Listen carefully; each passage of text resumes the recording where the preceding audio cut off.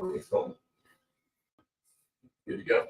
All right, great. I'll go ahead and get us started this afternoon. My name is Andrew Hemling. I'm the executive director of the Party of Texas. I'm here today. Jacob Bradley, the sponsor and organizer of this event, asked me to say a few words about my experience with home education, homeschooling, and what? Mike. You want me to hold that mic? Yeah, and then there's a volume. Oh, you want? Hello? That's. There's Is this for the camera or is this for the running? both. Oh. Okay, tech issues. Check. There you go. Okay. Thank you. Is that better? I mean, is that? Yes. Okay. All right. So, going to say a few things about home education before we get into the other presentations and the meat of the debate of school choice, big issue in Texas right now. My interest in home education goes way back, almost 50 years. Before I had any kids, before I was really thinking about it from that point of view, I was an undergraduate. A housemate of mine had taken a course where he was reading the book How Children Fail by John Holt, an educator in Massachusetts. I found the interesting thing that I read it, and that changed my life. At the time, I didn't have any kids. I didn't even prospect of any kids, but I had my own life experience, my education to look at and think about how the topics raised in this book would apply to that. I guess today we would say I was privileged. I had a private church preschool kindergarten experience. I had an exclusive private school in Houston primary experience. And, moved over to Houston Independent School District in 7th grade. My father felt like the private school thing was a little too exclusive, a little too particular slice of life, wanted me to see more of what the real world looked like. And so that was a different experience, very different experience. So graduated from the Houston Public School, Lee High School, go Generals, except it's not anymore or something else. But then also state universities, private university, did some different stuff. Got a lot of education, and in the process, started a family, started having kids. At this point, I have 12 children, 9 grandchildren, and all of those children and grandchildren have either been homeschooled through their young education process, or they're in the process of doing that now. They're younger. I have 9 of my children are out in the world doing their own thing. 3 of them are still at home, so we're still doing it. We're gonna get the last 3 up in the house. Focus on grandkids, but for now I'm still busy. Going back to the book that I read back, it introduced the idea that there was something functionally wrong with the schools. That there was something about institutional schooling, government schools, that wasn't fulfilling its promise. It wasn't how children failed. He was trying to figure out why so many children don't thrive in an institutional setting that he was committed to as a public school educator. Right? He's asking questions. He's asking good questions. He's asking questions that apparently are embarrassing questions or awkward questions, or questions that the people that run the public schools don't really want to have to answer or be accountable for.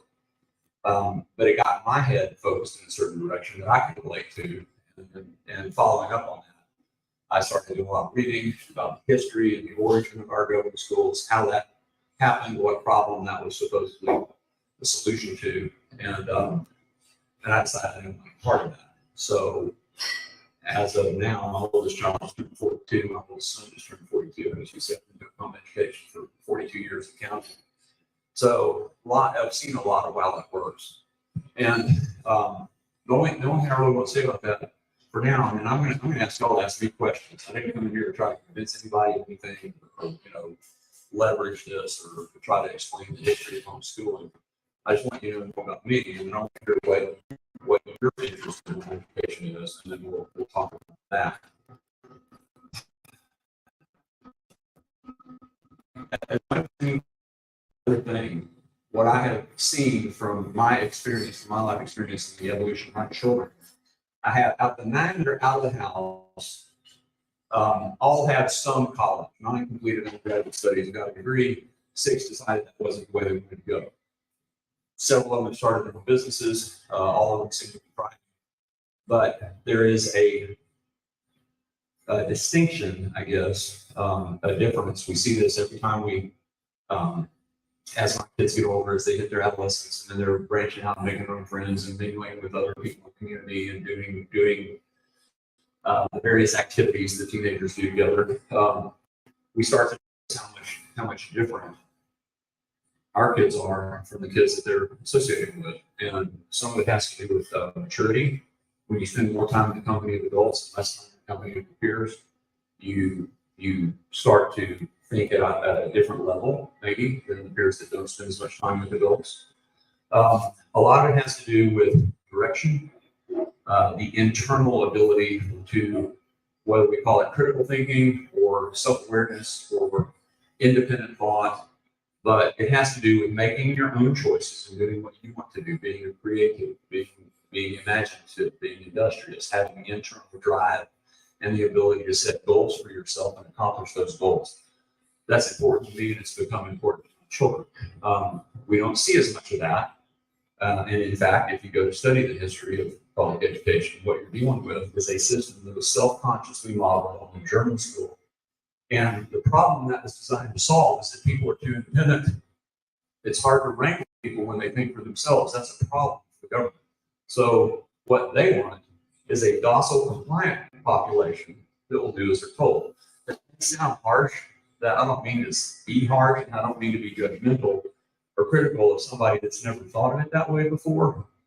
But that's a historical fact. That is something you can go research for yourself, find out for yourself. I'm not making this up. Like, that is literally the goal of government schools: compliant, docile herd of good citizens. Like, that's the plan. That's what they want for your kids. If that's what you want for your kids, peace out. We're done. There's nothing else to talk about. If you would rather have your kids be independent, self-directed, capable, competent adults who can do for themselves, then you may need to investigate some alternatives. And that's all I've got. From my point of view, that's what motivates me. That's why I agreed to take the time out this afternoon to come talk.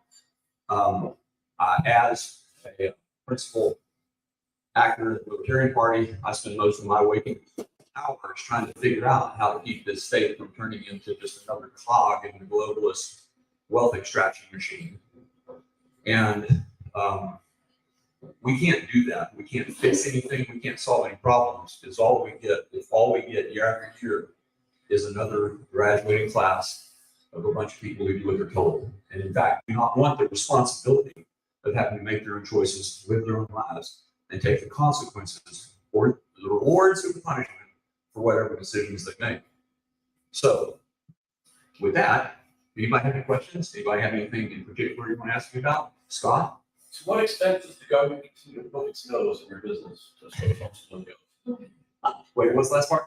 Is it For homeschooling? It's hard for me to tell, because we extracted ourselves from, we moved out from Houston, the country a long time ago, so now we're kind of out in our own deal where nobody really bothers us much. So they don't really bother me at all. But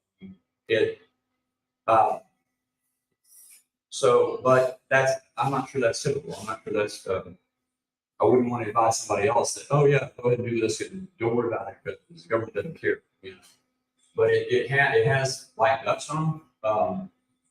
I don't know if that's good or bad, but at this point, it seems to be, if you want to homeschool, except for certain jurisdictions that are still more hostile, that you can pretty much, as long as you're being responsible, as long as you're doing the thing, you know, as long as your kids are learning something and don't present as if they've been, you know, somehow deprived of an education by being kept at home, then you shouldn't have any problem with the government on that level. Does that answer your question?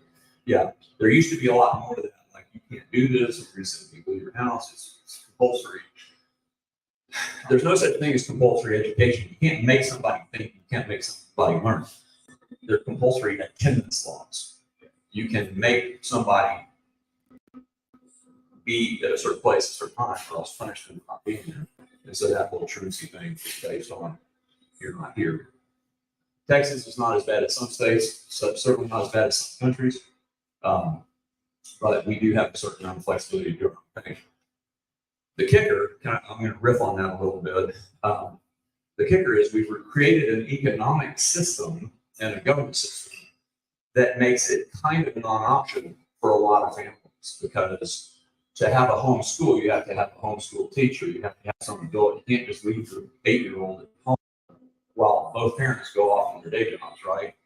So you have to make choices about that and how you're going to do that. So we live in a world where things are structured a certain way to produce certain outcomes, and the compulsory attendance laws aren't as necessary as they used to be anymore, because a lot of people just aren't going to be able to make this work, even if they wanted to, even if they understood the benefit for their child, but for socioeconomic reasons. Does that make sense? Yeah, so, yeah, I would argue that they're not spending so much time enforcing compulsory attendance laws because they don't have to.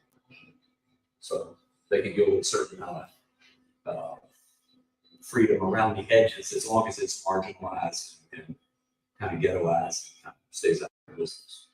So, question? Yeah, so I've heard some from homeschoolers that are concerned about school choice because they worry that the government is then going to get into their business as homeschoolers. What do you think of that, and how can we, make sure that the school choice legislation doesn't get into the business as homeschooling? Okay, do I need to repeat that for the stream or something? You can. Correct me if I'm wrong, but basically with school choice living in the Texas legislature, some homeschool parents fear is that the government will take advantage of this opportunity to actually extend its reach into other forms of education besides public school, government school. And what do I think about that? Means that someone, yeah, I don't know, to tell you the truth. I've been head down on other things, and kind of when the school choice thing comes in from the legislature, then I'll start paying more attention to it. It's a legitimate concern because government has a history and the institutions that are aligned with government have a history of co-opting stuff like that, and co-opting stuff like that, and kind of taking it back in. I don't know. And to be frank, like I'm at my age and station in life, I've got maybe 5 years left, and I'm done. But I think about my grandkids, their future too. So it's obviously something I need to be focused on, but I haven't been so far. So I'm not sure what to expect. Do you have any specific, other than kind of a generalized fear, because we know what government tends to do? Have you seen proponents like in the Texas legislature that are arguing that, oh, good, we can start to regulate home schools and we can start to enforce curriculum and stuff like that? I've seen the discussion of if there would need to be a test that Standardized testing. Yeah. So there is going to be a special session, I think it's October coming up. So maybe when you're pushing for school choice, we'll probably hear some more. And I think it seems to be just mainly an unfounded concern from the homeschool parents that have, that we had debate on Twitter about it, and I think some concerns came up then, but there wasn't any specifics. Just sort of I'm just afraid because I don't want the government to put it in there. Right. So I think it's because if the funds do go to college students, then homeschooling could request those funds. For I think in one of the states, it's they can request funds for PE related activities, so that could be dance lessons or something like that for the kids as part of homeschooling. So I don't know if many homeschooling parents would take those funds, but that's some other states that would do that. Yeah, that, first principles, there ain't no such thing as a free lunch. So if the government's going to give us money, there's no way they're not going to be strings attached to that money. And that's just how politics works. It's always the horse trading side of it. So that's a legitimate fear. It's like, how do you get that money out of the system without agreeing to a bunch of stuff that then starts to reduce, it starts to take away from the whole goal of the first place. For me personally, I find the whole system offensive. I think the solution would be a free market in education. Parents have the responsibility to educate their kids, and figuring out how it's going to happen, and then new solutions would present. Kind of like we saw during COVID when everything went sideways, and then people had to start being creative and figuring out new ways to. The thing that was going on with like teacher pods and stuff, where teachers would quit, but then start like a mini school or mini co-op, that kind of thing. We could be doing stuff like that, but that would require rethinking the entire property tax government school regime. And I understand about opening windows and stuff like that. Like that's just more than most people think about. I think that's the ultimate solution, is to give the government less money in the first place so that they have less control of the decisions we make with what we're supposed to be on. But as long as we, this is what I'm looking forward to debate and see how that goes, because I find the whole idea that we have to talk about school choice disturbing and offensive. Like the questioning the right and responsibility of a parent to direct the education of their children. Like why are we having that conversation? Why do we have that conversation? It ought to be axiomatic, right? And what was supposed to be a free country. But unfortunately it's not. So we've got into a frame where we don't question the government's right to take our money from us in the first place through the property tax regime, so that then they can act like they're doing us a favor when they give it back to us and it's suspended on the things that we think are important. Right? There's no way you could close that circle without having the government control the administration of those funds. So while fighting for whatever we can get in the metaphorical sense, so it's a fight of words, it's a debate.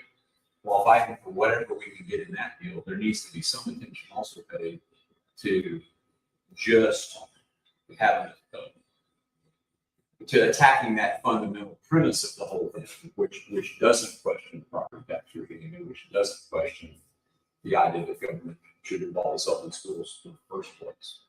They're demonstrably not doing a very good job at it, right? I mean, that's the side of it that is, and again, the reason I don't want to take our time doing like the review of the numbers and stuff like that is because that information is out there for anybody that's interested in it. Like if you want to find out more about it, start reading and look at the amount of money that's going into the school systems, the rate at which that has increased decade over decade for decades. Look at test results and whether they're improving or not. Ratio of administrators to teachers and see which way that's going. And then ask yourself how long we want to keep running that play expecting different results, right? So I don't know, did I hit around your question? Usually that okay. A lot to say, I'll take off on stuff. But any other questions? Should I pass to it? Nathan. Yeah, I'm also about that Facebook. She did say that basically Greg had said that he would be cracking down mostly in homes, parents, whatever, and we reduce the school choice classes. So that's why a lot of concerns are. Yeah. That's word to my friends in the Republican Party that diminishing number. That's what we get. I mean, I don't see that in the Republican Party. I see lip service being paid to conservative ideals and values. But then when it comes down to it, there's always the hook inside the thing. There's always the thing that's coming back around. So as long as we bought into this frame where government is entitled, because God, baseball, apple pie, and public school, to take our money to control outcomes in education, then we're going to be fighting this fight somewhere forever. At some point, why do we do that? What problem is that solving other than the one that's right on its face that nobody wants to talk about? Government controls it so they can condition people over the years they spend in institutions, sitting at a desk, facing the front, having to raise their hand to go to the bathroom. Condition people to follow authority and lie. If that's okay, then again, I don't know where to go with that, you know, but if it's not okay, we have to start looking at alternatives. So, yeah, going into the 70s, it's going to be a time to be very careful what kind of deal we're going to cut and what kind of deal we're able to cut and then how we go from there. If Abbott is already saying, that, you know, oh, good, I'll be able to use this financial leverage to now really start to come down on homeschoolers as if that's really the problem our culture is facing. I don't know about y'all, I don't know about what y'all's life experience is, but I have met dozens, if not hundreds, of homeschooling families. And given the barriers to entry and then the things you have to go through financially and socially to teach your own children, that's a self-selecting group that's very committed to their children. They're very pro, independent thinking pro. I get it that there's a side of this, there's kind of a conservative religious side that's driven more by the morality issues and wanting to keep their children safe, you know, from being in public school with those other kids. I know about that. But in the main, that wasn't my story. My story was all about education, whether it works in an institutional setting or whether it would work better, particularly at younger ages, in a more individualized and more care-driven, love-driven frame. So, hold on a second, I have to back up and see where I was at with that. The number of, I've met a lot of families, a lot of families that are very concerned and compassionate parents that are just trying to do the best thing for their kids. Their kids tend to show it, and they tend to be thriving. I haven't met yet the homeschool family that is, you know, making their kid do chores all day so they can watch TV and they're not attentive to their education and they're just teaching them a bunch of crazy stuff. It's not, you know, it's going to cripple them as adults because they're not the old thing. Whatever the fear is about, oh my God, if we let parents teach their own children, it's going to be terrible. I haven't seen that yet, and I've been doing this for 50 years. Like I don't show me that happen. Just throw it out like it's some boo straw man scare thing, but like show me where that's at. You know? On the other hand, I can show you thousands of kids that are dropping out of high school, failing to thrive, not doing very well, coming out with a high school diploma and little else way of skill, self-confidence, problem-solving ability. Like that's easy. That's a way to do it, right? So I don't see what the problem is there, but obviously Greg Abbott thinks it's a problem. We're gonna have to crack down. So take that for what it's worth. Anybody else feel like you're right? Turn it over to Nathan in a second. Anybody else have a yes? Can I address your question that I got hand in hand with that?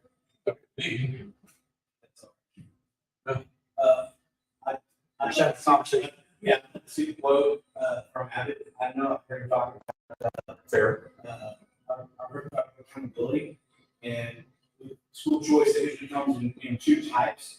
You get accountability for fiscal accountability, right? There's money involved. There should be some sort of accounting that make sure it's not abused.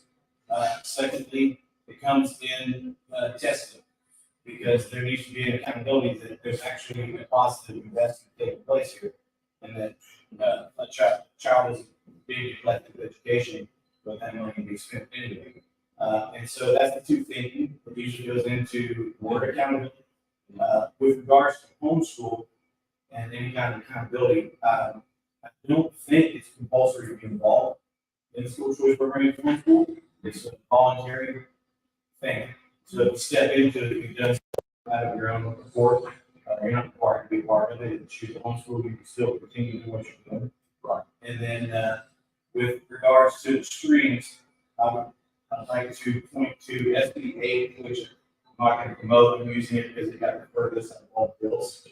But all the bills that proposed have anti-streams element to them. And SB 8 specifically talks about traditions and taking that money and what that means. And give me 1 second, I'll find this again.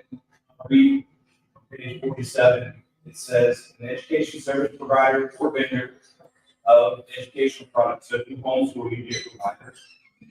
If you homeschool your provider, that receives the money distributed under the program is not a recipient of federal financial assistance and may not be considered an aid of the state government on the basis of the student's. So it goes on to find it. I will take a look at that. And let's see if that's issues. So that's an area of. I think those are fair observations. Come back and that, and I'm going to close with this and then hand off the microphone. I hope that as we get into this, that Libertarians, Republicans, Democrats, Independents, whatever, of good faith, will be able to have an intelligent adult conversation about how to get from where we are to where we need to be. And yes, compromise will be involved. And so, and yeah, that what you just described, if that's the deal, like if there is, if it can actually be quoted as having said it to drop down on schools, that's it. Yeah, show me the quote. But if that's true, then take it into account. And then if the issue is accountability, then I would agree with that. I mean, like I don't have a problem, but it's a slippery slope. Right? It's like once you open the door, I would be the guy who just doesn't take the money and just does it on his own because I don't want to fill out the paper. But so it's a conversation we need to have, but it's nuanced. It's not black and white. So I think that's it for me. That's what I want to comment. This time. Well, you ready? Yeah. All right. Appreciate that. Here you go.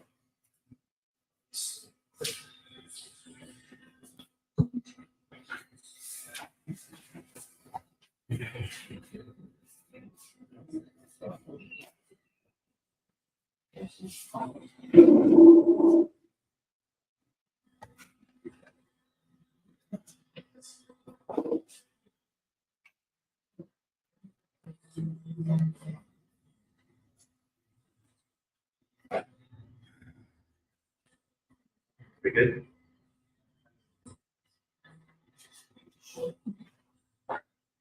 All right, so my name is Nathan Polsky. I'm going to be talking about another educational system called co-ops, homeschool co-ops, also known as co-ops.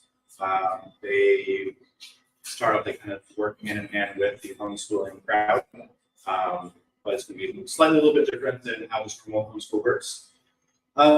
So co-ops are going to be a dynamic educational, are dynamic educational communities where groups of families unite to share the responsibility of educating their children. These groups come in various sizes, structures, yet they share a common goal: to furnish a comprehensive, personalized education that caters to the unique needs of each child. One of the most compelling advantages of co-ops is the ability to customize education for every student. Within a co-op, parents and educators have the freedom to concentrate on each child's distinct strengths and areas of improvement. This personalized approach allows the adaptation of curriculum to maximize each child's potential. I'm sorry. You Bring this up. you speak up. Then Sorry. Thank you. All my energy is front-loaded.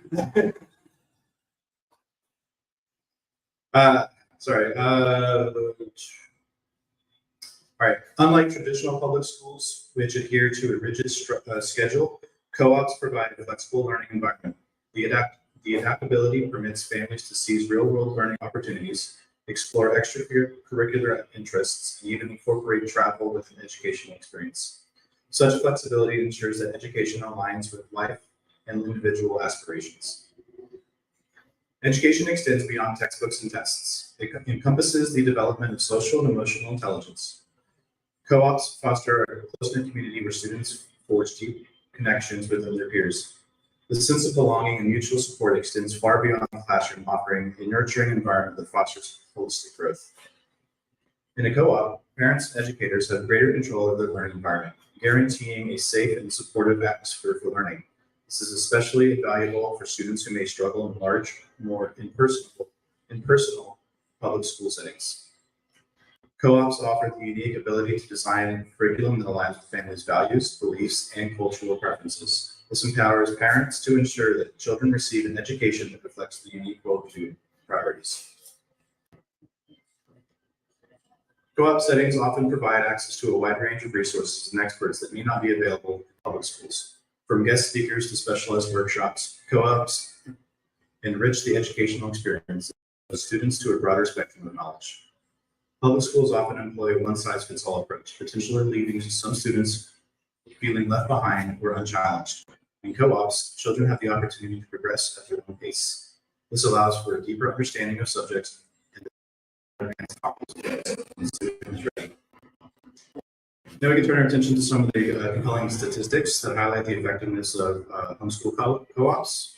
According to a recent study by the Oklahoma Council of Public Affairs and the National Home Education Research Institute, students in co-ops consistently outperform their peers in standardized tests with an average score increase of 15 to 30%. For those intrigued by the prospect of joining or creating a co-op, numerous resources are available. Online platforms such as homeschool.com or homeschoollife.com offer directories of existing co-ops searchable by location. Additionally, local homeschooling associations frequently provide information on co-op groups in your area.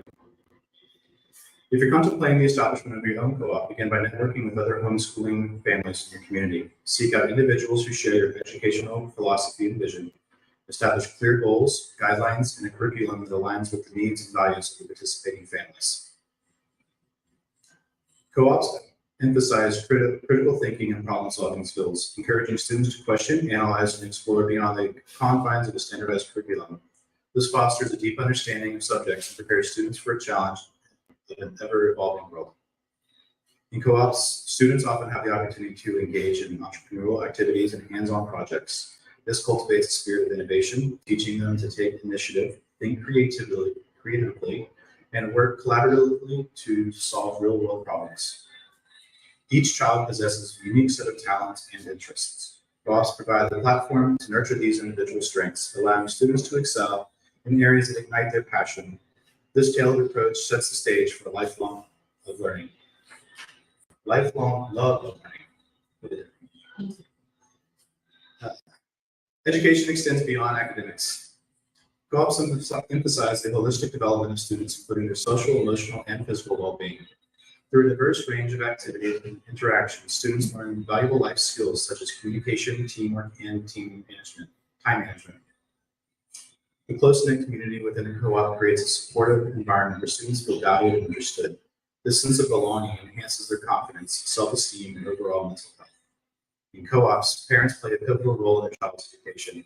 This active involvement allows parents to have a direct impact on the child's learning journey. It also strengthens parent-child bond and creates a sense of shared accomplishment. Co-op education instills a love for learning that extends beyond formal schooling. Students are encouraged to be curious, to explore their interests, and to seek out knowledge independently. This creates a foundation for a lifelong pursuit of knowledge and personal growth. Co-ops can be particularly beneficial for students with special learning needs or those who excel in specific areas. The flexibility of a co-op setting allows for tailored approaches to accommodate diverse learning styles and abilities. Co-ops often have a freedom to incorporate ethical and moral education into the curriculum. This enables students to develop a strong sense of values, empathy, and social responsibility, preparing them to become conscientious members of society. As we navigate the challenges and opportunities of the digital age, co-ops are also well equipped to adapt and integrate the technology into learning process. This prepares students for a future where technology proficiency is increasingly essential. Despite the numerous benefits of co-op education, there are some common misconceptions that do deserve clarification. Some worry about how co-op students face in standardized testing and readiness for college. As we mentioned before, the studies indicate that co-op students consistently perform at or above average on standardized tests. Furthermore, co-op graduates have a strong track record of success in college admissions and academic achievements.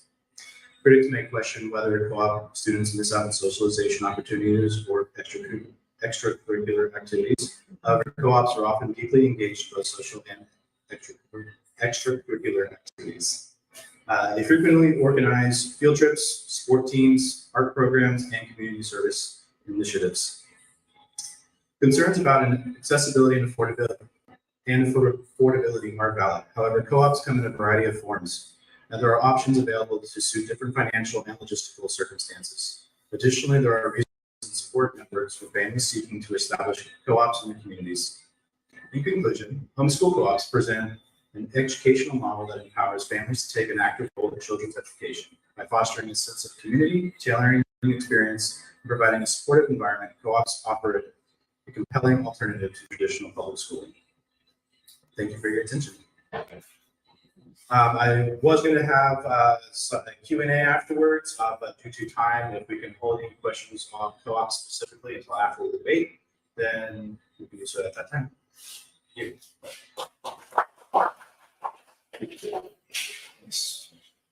Thank you. All right. Who's ready for the big debate? All right. All right. Each speaker is going to get 15 minutes, along with a 5-minute rebuttal. And then we will each be allowed 30 seconds to introduce yourself. I'll start the 15-minute timer after you introduce yourselves. And then I'll give you a flash of 2, and you got about 2 minutes left. Let's go up first.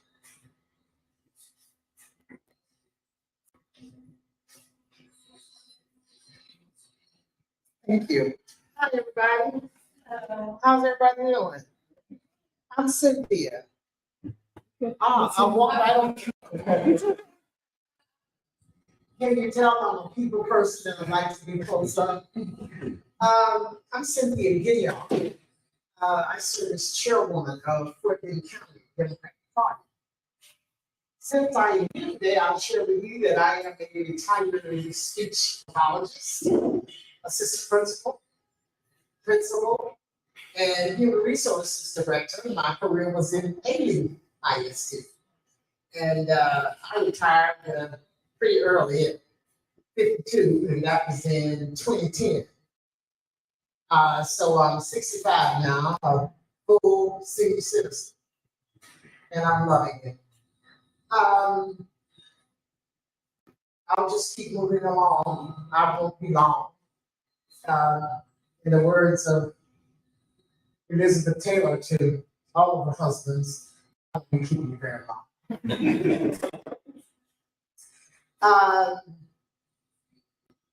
School choice.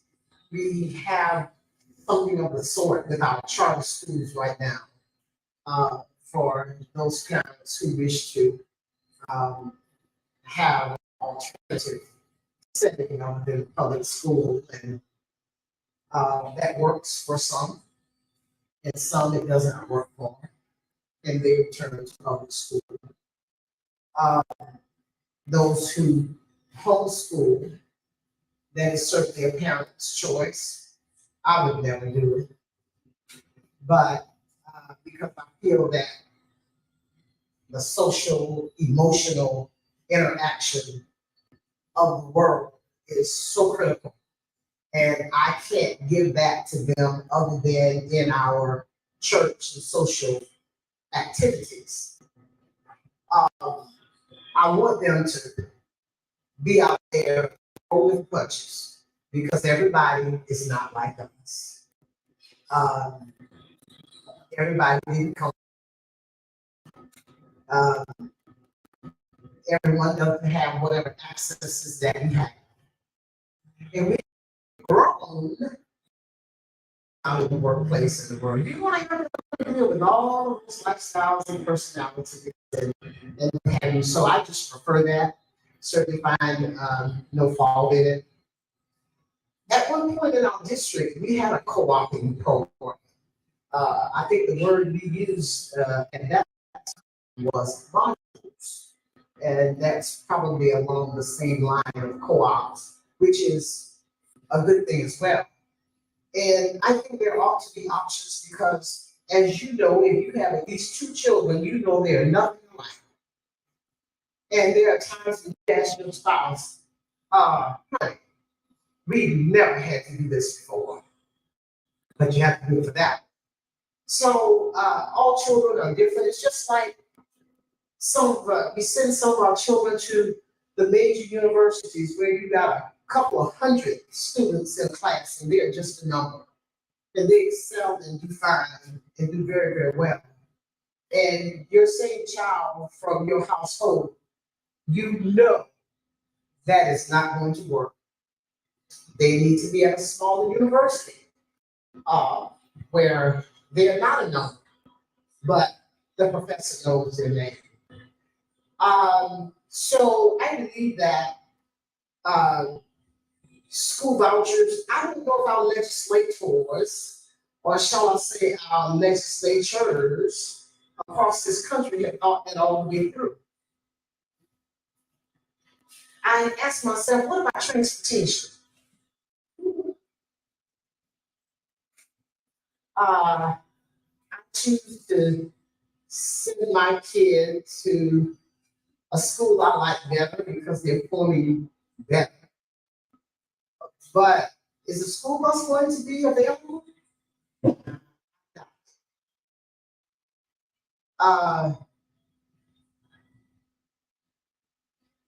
It goes beyond me because yes, in my present situation, it could be if I had a kid that age. I have a job that I can say, well, I'll be 30 minutes late because I got a kid. Factory people don't have that. You gotta put your clock. So what do? And you say, you know, I got a really sharp kid and how do I get them to school and get them picked up? People who may not have the means that you and I have. So therefore, I have a kid who's sharp. They can cut the mustard. I'd like to see them go there. Oh, but I'm not going to school because I can't get them there. Once again, I don't know if they thought this through. It has been my experience as a principal. And I monitored every child who enrolled. And of course, through these days and times, you know, new kids are every week because of mobility in metropolitan areas. And I individually look at their history. That's just the kind of principal I was. And I tell you, and it's just my the one that came from a charter school 2 years behind. And that's what I'm looking for, so I can flag my specialists. Hey, I got a needy baby, or 2 years, a year and a half behind me, small group instruction.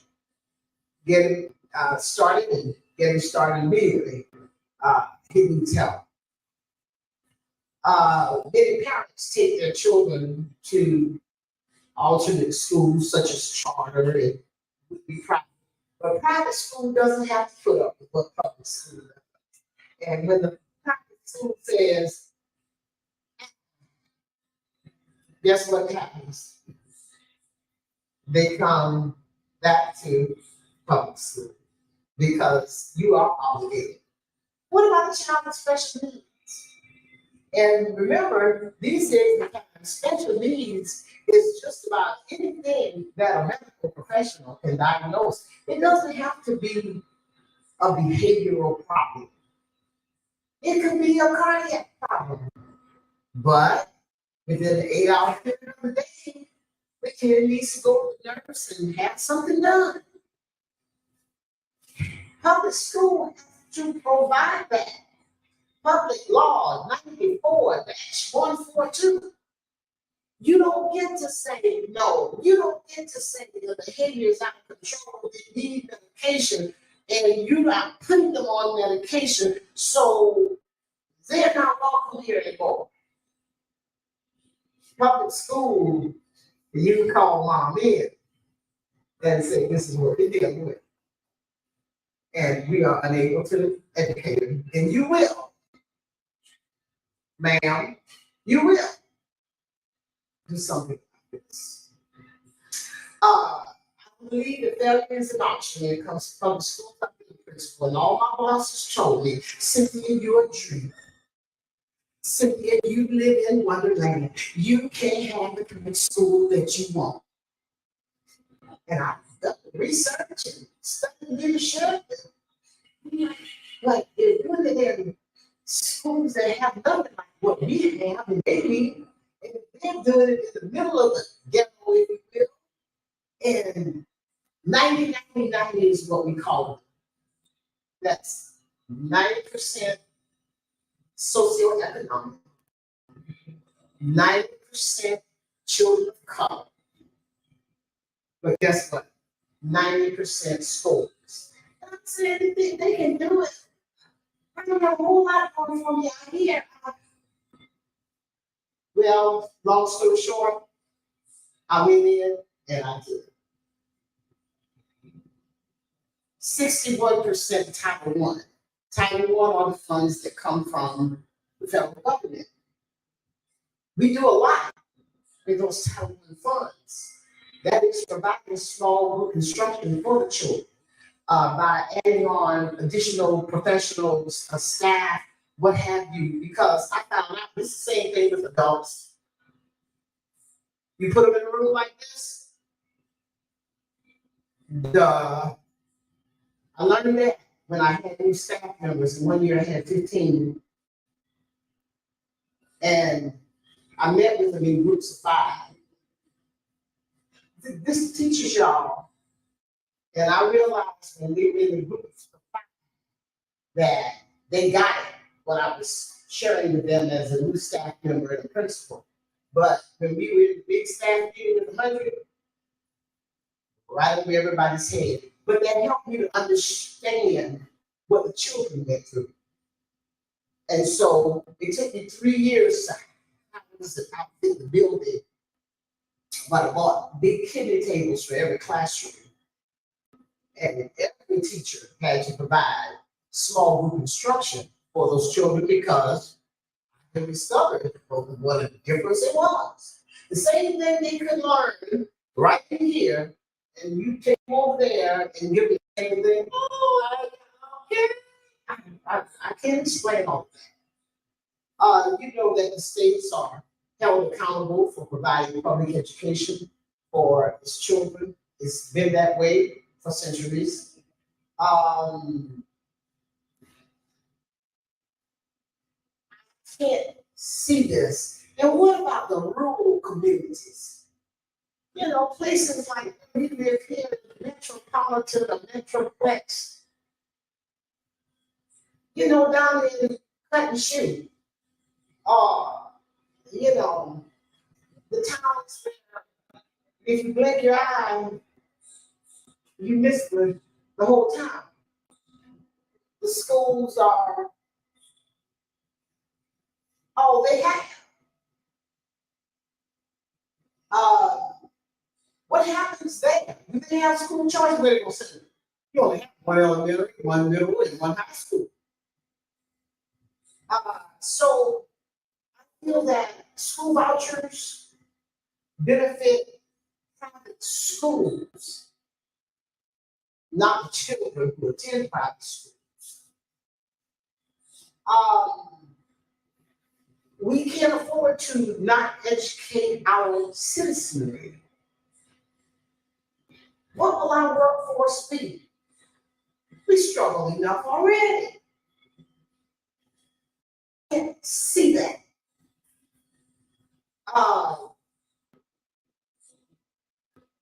have no problems with private education. I'm a public school kid, but many of my very close friends that I still have went to private school. We met in 7th grade, because generally that's where the private schools stop. One was a parochial school, and the other one was a laboratory school of my alma mater, South Carolina State University. My home is South Carolina. I don't have a problem with that. I would have gone to public school.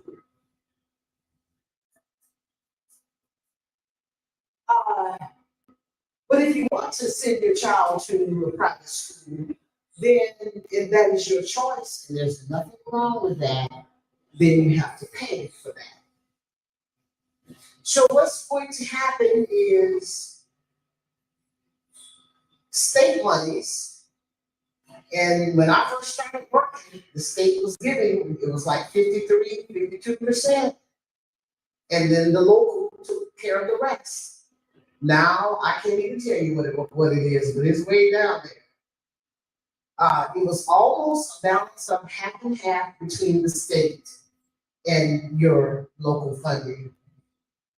Everything you get from the federal government added on the top. Private schools will get that.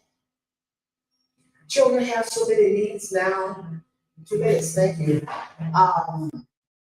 I think we need to do better with our public schools. Like I said, there's some of the problems I can't even deal with it.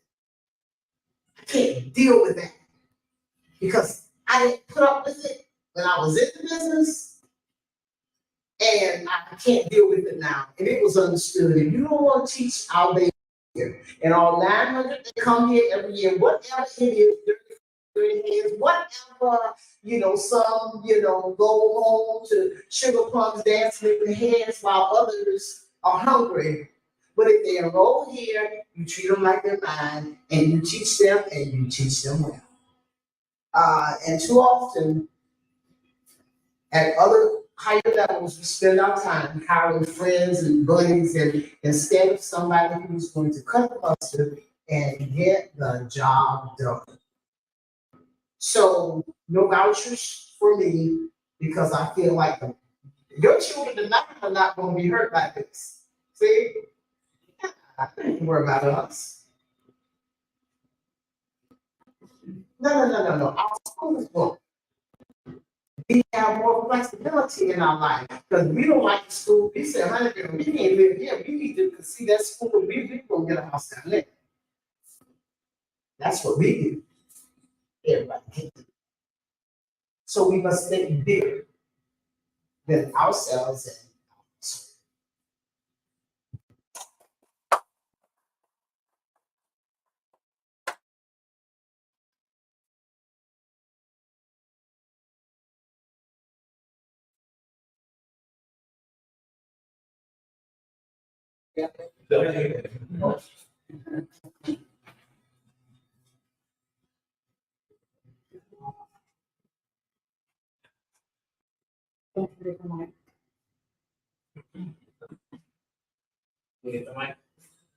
Yes. All right, my name is Jacob Bradley. I'm the chair of the Libertarian Party of Waller County. She talked about driving through places and and missing it. That's me. I will be debating forceful choice. It is a lot. I have a lot prepared. I will talk fast, be prepared for it. I would like to start out by defining what this debate is really about. And set the terms. We are not using I will not be using the term public schools because that is not what we're talking about today. The more applicable term for this is government schools. I call them government schools instead of public schools because not much is public about them. Members of the public do not get to pick where their kids' schools are. They don't get to pick the teachers, the curriculum, or the cost. All of these are picked by government and their bureaucrats. These are schools that are funded by public dollars, and I want to be clear, by public dollars, I mean tax dollars that you are forced to pay, whether you have kids in schools, whether you're paying for your kid to go to a different school, you're homeschooling your child, or have no kids at all. This is not money you choose to pay. This is not money that, this is money that the state told you had to pay. I am not going to make an argument to defund government schools today. Government schools defund themselves when they fail to meet the needs of their students and their parents.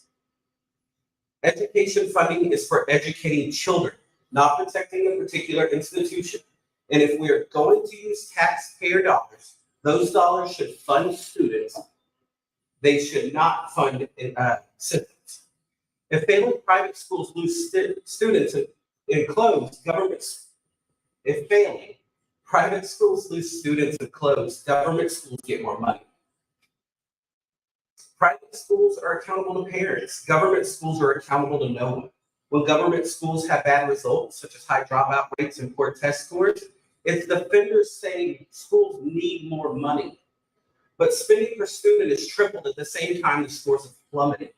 There are more computers, more teachers, more social workers, reading specialists, principals, assistant principals, etc. But the test scores haven't improved. The real question is, if government schools are so good, why are the proponents of school choice scared of offering parents the choice to leave? On the other hand, parents have a say in curriculum and alternatives to government schools, either by picking a private whose curriculum better suits their needs, or fully choosing the curriculum in a homeschooling situation. In government schools, the state has the power. With school choice, that power lies in the hands of parents, where it belongs. Where government schools fail our children, school choice lifts them up. There is no better tool to lead generational poverty than a good education. School choice offers the students the education they deserve. Every year, the state of Texas spends $13,701 per student to educate them in government schools, while the average cost of a private school in Texas is $10,462, a $3,200 difference. And what does this $3,200 produce in the state government schools? 62% of fourth graders in Texas can't perform math at grade level. 70% can't read on grade level, and 61% are behind in science. Statistics are even worse for eighth graders. 76% of students are behind in math, 77 in reading, and 63 in science. And this isn't limited to elementary and junior high schools either. College boards have reported significantly higher scores on the SAT for homeschool students than government school students. And college entry school tests such as the SAT, the National Association of Independent Schools, found that private school kids outperform government school kids in all areas. Average private school kids score 20 points higher on NAIS reading tests than government school kids. And the homeschool kids average 15 to 30 percentile points higher on standardized tests, regardless of family income level or educational status of the parents. History scores have declined every year for the past 10 years, according to the National Assessment of Educational Progress. This one hits hard for me because I am a firm believer. I'm a firm believer that those who fail to learn from the past are doomed to repeat it. In a recent report, it was found that in Baltimore, 23 government schools in that school district have 0 students on grade level in math, 0 in reading and science. There have been no gains in literacy since the National Association of Educational Progress began in 1971. Performance in math is no better and hasn't changed since the 90s. Literacy scores for students peaked in 1975, and in math scores peaked in the early 1900s. The numeracy and literacy skills of those born after 1980 are no more developed than those who were born between 1968 and 1977. Comparing the oldest, those born between 47 and 57, to the youngest, those born from 88 to 96, the U.S. gains are especially weak. The United States ranks dead last amongst 26 countries tested on math gains and second to last in literacy gains across these generations. This is not a money issue. This is a government monopoly problem. Where there is no competition, there's no reason for public schools to get better. Since 1970, when adjusted for inflation, spending per student has gone up 152%. U.S. is number 5 per student spending in the world, but ranks number 29 in educational outcome. New York is number 1 in school spending in this country and ranks 46 in reading. This shows that money does not equal positive outcomes. Since the pandemic, across the country, math scores saw their largest increases ever. Reading scores dropped to 1992 levels, and nearly 4 in 10 eighth graders failed to grasp basic math concepts. Not a single state saw a notable improvement in the average test scores, with some simply treading water. All the while, teachers' pay has increased year over year, while educational results have plummeted. One reason for this is government schools do not reward good teachers, or punish bad teachers. Raises in government schools are linked to time, not performance, and there's no incentive for teachers to do their best. There's only incentive for them to stick around. School choice is a civil rights issue, and it needs to be treated as such. What we are truly talking about is discrimination, zip code discrimination. Because if you were zoned to a bad school, you only have so many choices. Move into a better zip code, which many cannot afford, pay for private school, while also being forced to pay for government schools, or lie on paperwork and face jail time for trying to help your kids succeed. Kids are being forced to fail by being forced into failing schools. Zip codes should not determine kids' outcomes, but refusing to allow these families to choose which school their kid goes to, you trap them in failing schools and set them up for failure. And these failing government schools are nothing more than the first step in a school to prison pipeline. In Indiana, kids who attended private schools with vouchers were less likely to fail a course, be suspended, and were more likely to enroll in college within 1 year of graduation than their government school counterparts. School choice leads to equality of opportunity by giving less advantaged families access to better schools. As 50 Can's Daryl Bradford has pointed out, the current system leaves America's schools more segregated now than they were 40 years ago. He also wrote, in many states, it's a crime for parents to send their children to a school for which they are not zoned, regardless of whether or not the school can better serve the students' individual needs. Families desperate to enroll their kids in better government schools frequently lie about where they live to enroll their children in a government school outside of their school district. In some states, school officials hire off-duty police officers to follow kids home and make sure they're living in the correct school district or school zone. This isn't what education is supposed to be. Professor Eaglelight studied the school choice program in Louisiana, and results showed that 82% of student transfers made stratification in the new school, but not only their new school, but their former school as well. Janelle Woods, a member of the Black Mothers Forum, launched a network of micro schools in Arizona to achieve their goal of disrupting the school-to-prison pipeline. She said the mission had become eliminating the low expectations for Black children and school discipline policies that lead children being funneled into prison. Why is Texas forcing these students into failing schools? Should they not be given the same opportunities as the students in better school districts? The good news about school choice is that you can, if you like your school, you can keep it. And this time, that's actually a true statement. 26 out of 28 studies on school choice have showed that school choice has positive effects and outcome in government schools as well. Competition in the market drives down costs. Teachers' pay gets raised by forcing government schools to compete to keep their teachers, and raises outcomes by forcing government schools to compete for kids. School choice is a rising tide that rises all boats. The truth is, school choice makes government schools better, not worse. Following the pandemic, we saw a steep rise in parent involvement into the education of kids. Parents started showing up to school board meetings and voicing their concerns with what their kids were learning in school. And at the same time, the National Scoreboard Board Association were labeling those protesting parents as domestic terrorists. I know that there has been a huge uproar from parents about what government schools have been teaching their kids.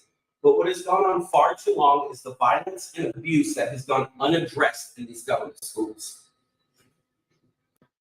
Every year, 29,000 students are sexually abused and sexually assaulted in government schools by the employees of those schools. As someone with kids in schools, this is a nightmare that needs to be addressed immediately. But instead, it is being swept under the rug. In March 2020, in Woodland High School in Maryland, a student was taken to the hospital after being attacked with a bat at school. In 2019, a ninth grader student in Pittsburgh was sent to the hospital after being beaten unconscious by another student. His jaw was broken in 2 places and had to be wired shut. A student in Tampa, Florida was rushed to the hospital after he was attacked during school hours.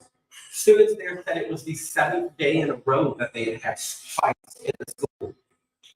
Students at Westfield High School in Spring, not far up the road, formed a mob and beat an assistant principal so badly she had to be rushed to the hospital.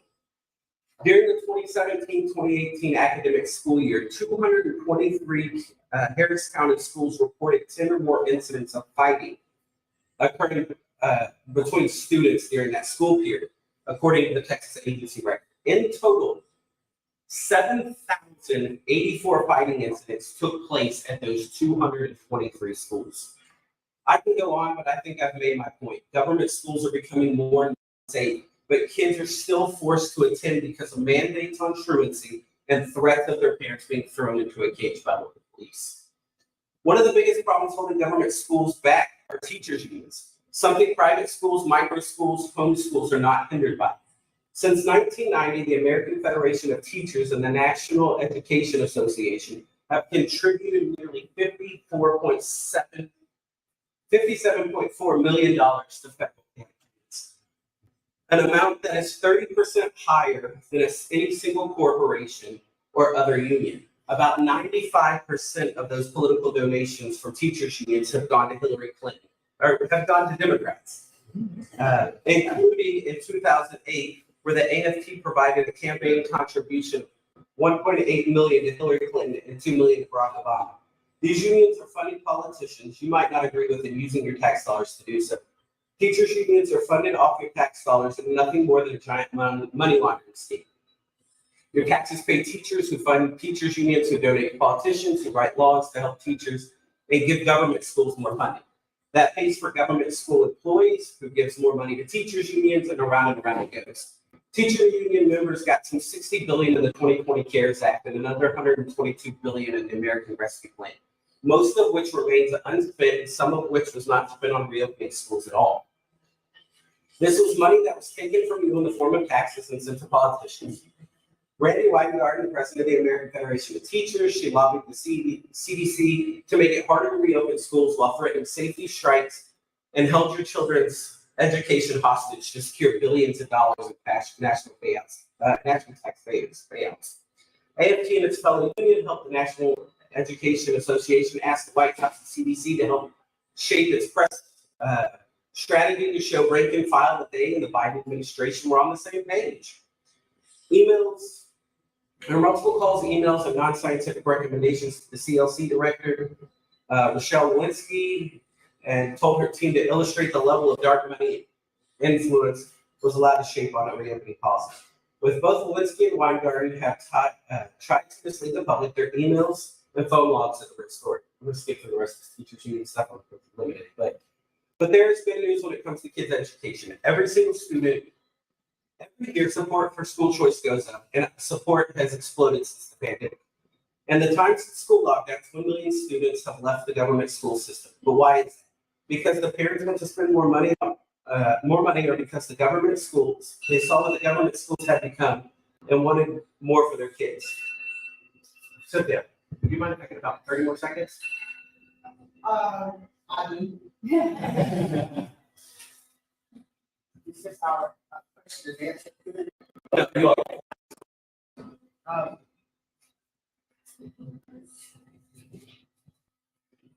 Fear.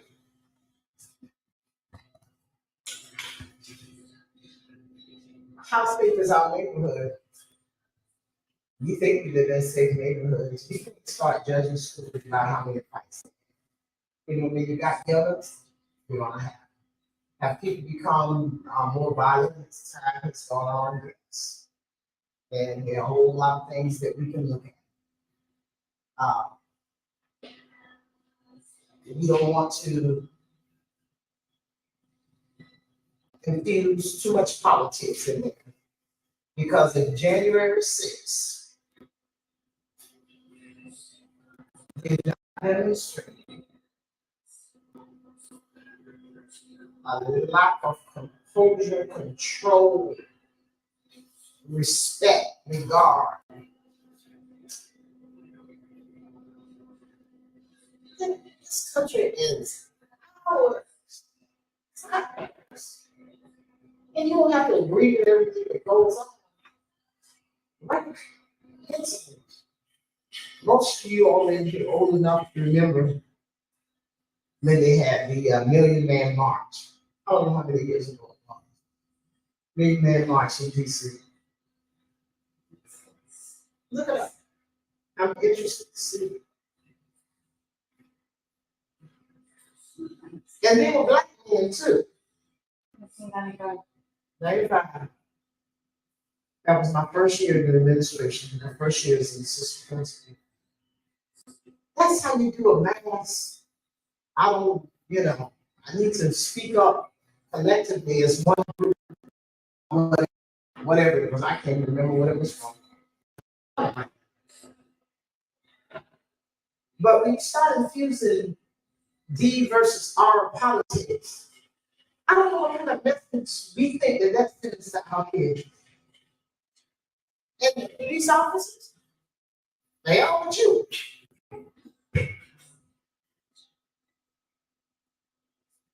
The whole country is saying, we've never had anything like that. That's okay. Let's see the power. And we worry about terrorists, right? We're going to be our own terrorists. I can find stats to support my position. He can find stats to support his position because I found some that support that. So we have to look beyond that. And parents have choices now. You know that. You don't have to send your child to your neighborhood school. If there's another school in your district that you like for your child, you can transfer them without fanfare. That's school choice. And many parents do that. Because maybe they are in a zip code that, the school is performing to what they think it should be. And they have a choice to do that. And that's a good thing. I think there should be some choice. But that does not take away from that school because the parent has decided to send their kid to the school in their district 3 miles away or 2 miles away or whatever. Yes, you will get transportation. But whatever needs that child has. And our children have needs now. And I don't want anybody in here personally. But I bet you have children with some needs that you didn't have. It's just how it is. I've been around long enough. Our oldest had to put on meds in 5th grade. Daddy couldn't handle it. But when I said put the thermostat on 78, and that sliding bed, not digital. And guess what? The number 78 was not there because every number is there. 5th grade. And Dad was like, oh my. And I'm like, oh, now, sweetie, what do you have? It's 76 and 80, but now, what that stop thing where you think 78 might be? And that's when Dad realized, oh, something's not right here.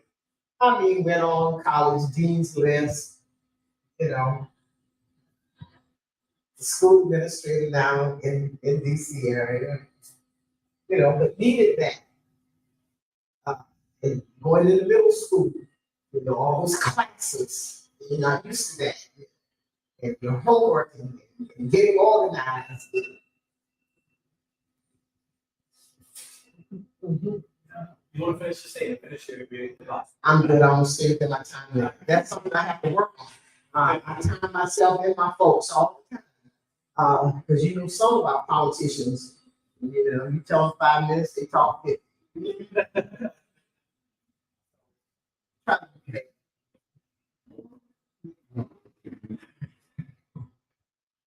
There's not a whole bunch I want to touch. I appreciate this Gideon, right? Yeah. Awesome. I want to thank you for coming and entertaining us out here. I know she walked not the friendliest place in the world. But there are a couple of things that I would like to touch. Transportation, she did touch on transportation. My youngest goes to the government schools. My oldest is homeschooled. My youngest, the school buses were so bad on getting her to the junior high that they were stacking 3 kids per row and 1 in the aisle. Somebody was sitting in the aisle on every row.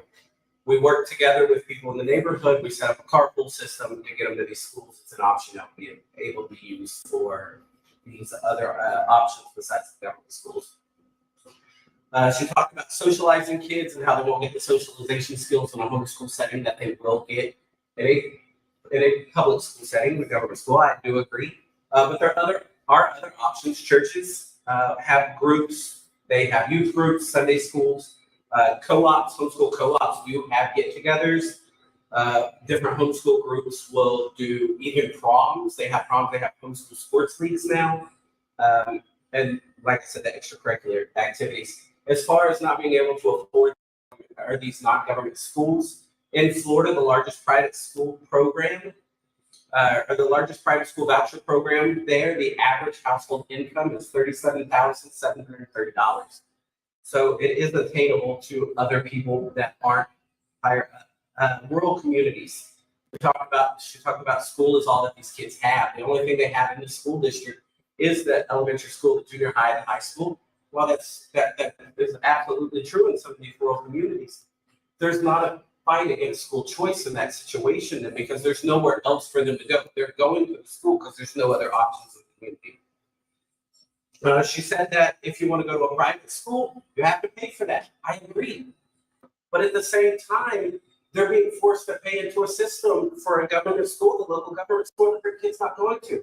Let them pay for it by allowing their tax dollars to follow those kids to the student or to their private schools. When it all comes down to everything, kids need options, families need options. That's it. I will finish my rebuttal with a quote from Vadi T. Bachman Jr., who said, "We cannot continue to send our children to Caesar for their education and be surprised when they come home ruins." And be surprised when they come home ruins.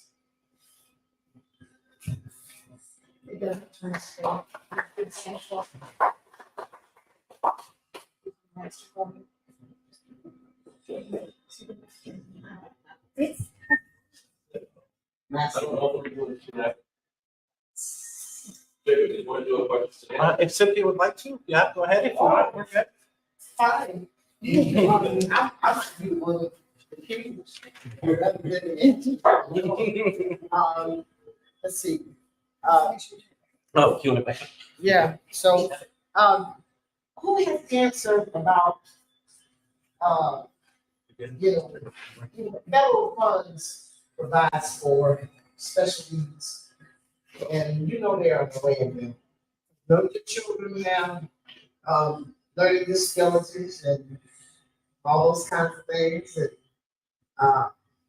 just go on and on and on. And, you all know that private schools can't make amends unless that's what the school is about.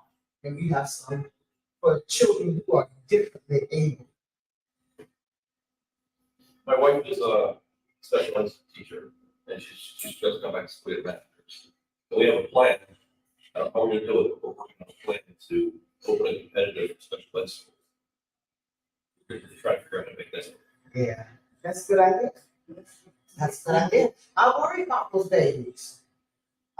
If we move to something like that, that becomes another expense. That's where a part of your federal funds, a whole lot, shall I say, not a part of, but a whole lot of it is federal money, and going to school vouchers, will the federal government supplement private schools? I don't think so. And so if your child needs something a little different, so you had a question. I was going to answer your question Please do. about special ed and federal funding. My first question is, are public schools required to receive federal funding, or do they choose to do that? If you have a child who's diagnosed as such, then you aren't required, you're going to get it. When the school district reports its data, okay? And every school district and every campus has code, okay? as it goes up the state line, federal line, all right? So you have a choice now. You're going to get funds. Campus doesn't have a choice, but your district chooses to take that money and they sell it to the federal streams to come to it. That's what happens if the school board, we vote on that.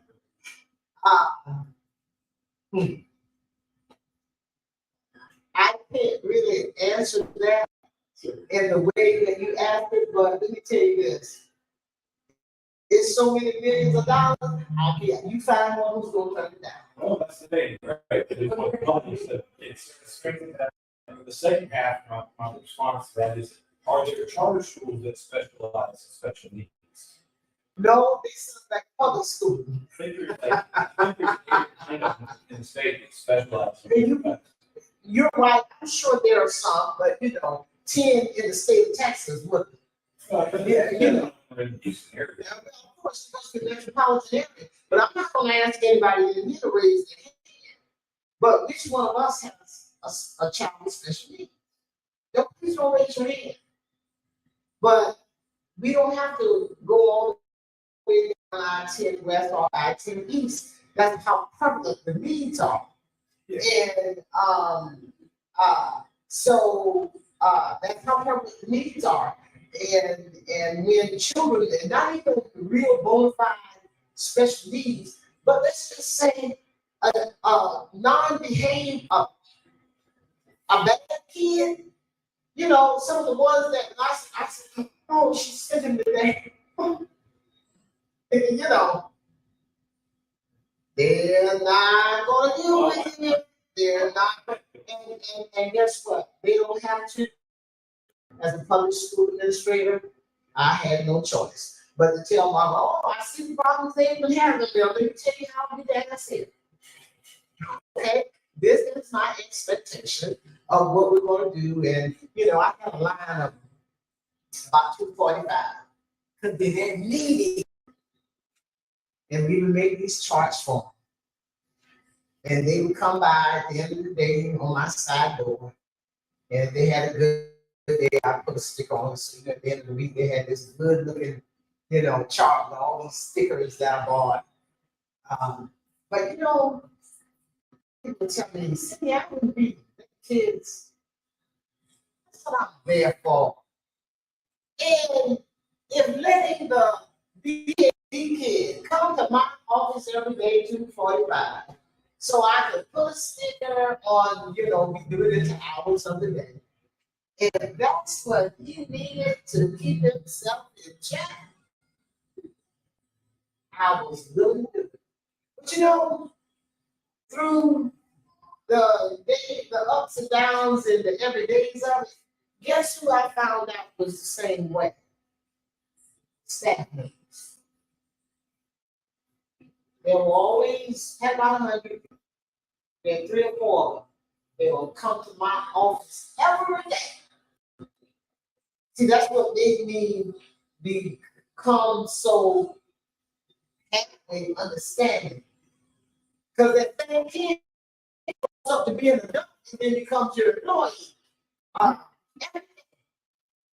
It got to the point where my credential, I'm on the computer all the time. They come in the door, I got a mirror there, so I know who's coming in my office. Come on in.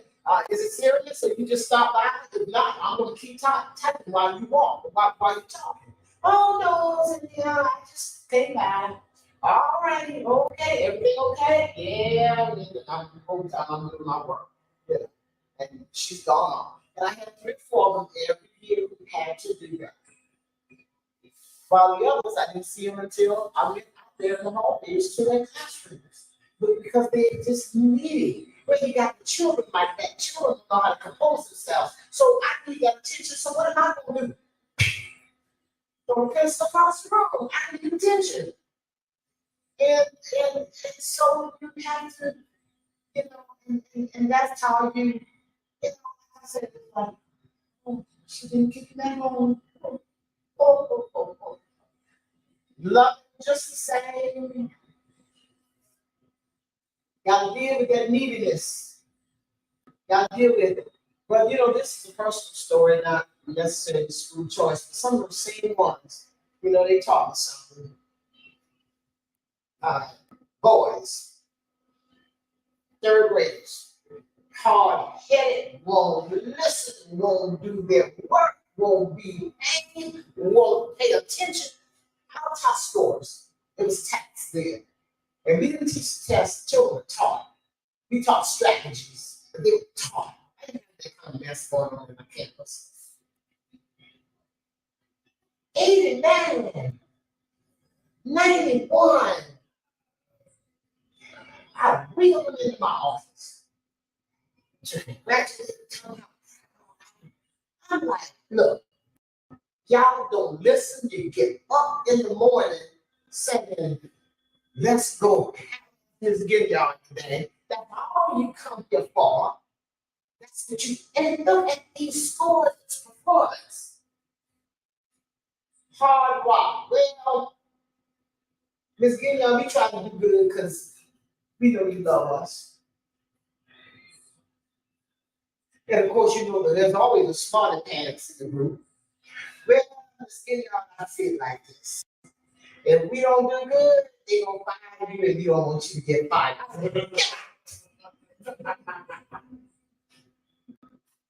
Changed my whole world. Changed my whole world.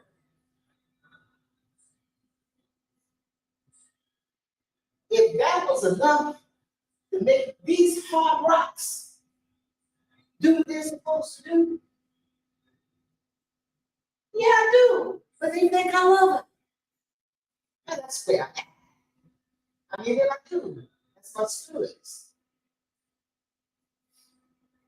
And I thought, is that all it takes to make y'all perform? I told my staff member, every day you tell me. You know, I'm making light and fun of it, but bottom line, you all this stuff you're talking about. Children don't care until they know. And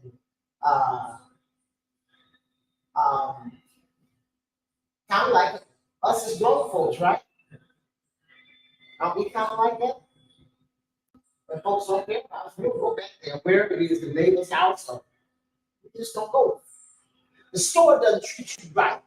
I'm not going back there anymore. See? Then customer service. Oh, I don't have to shop there. There's one down the road. Same thing. And beyond school choice, as you all know, a lot of these poor performance schools, and you're right, money is not always the answer. You know, it's like these people, you know, a millionaire gets in a race to win something politically, and somebody else spending $20,000, and then the other one spent, $2 million, and then the 2 million person loses by 40 points. That's not about right. Oh yeah, you need money to buy anything. Materials, get your name out there. It's not the bottom line. It's not the bottom line.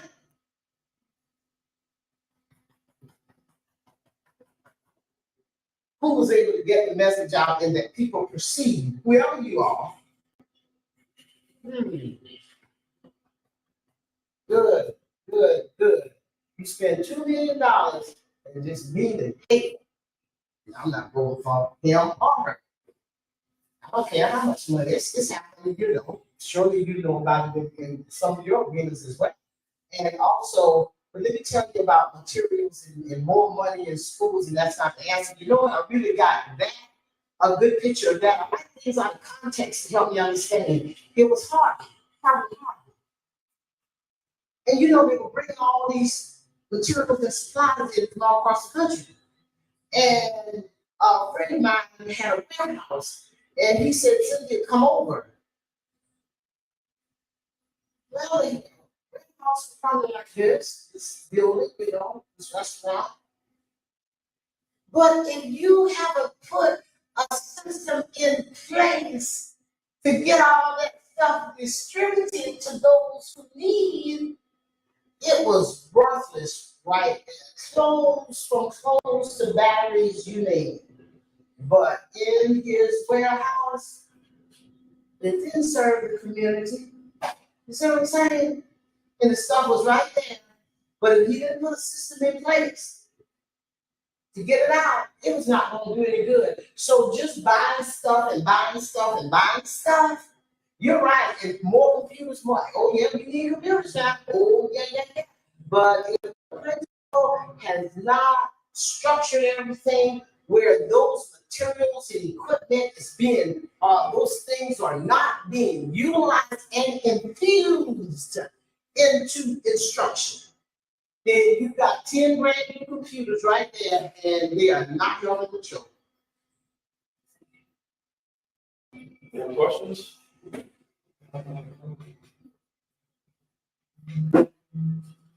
So wrap it up. Nobody has a single question for me. You're back next time. All right. All right, to the debate. Thank you everyone for coming out and have a good rest of your weekend.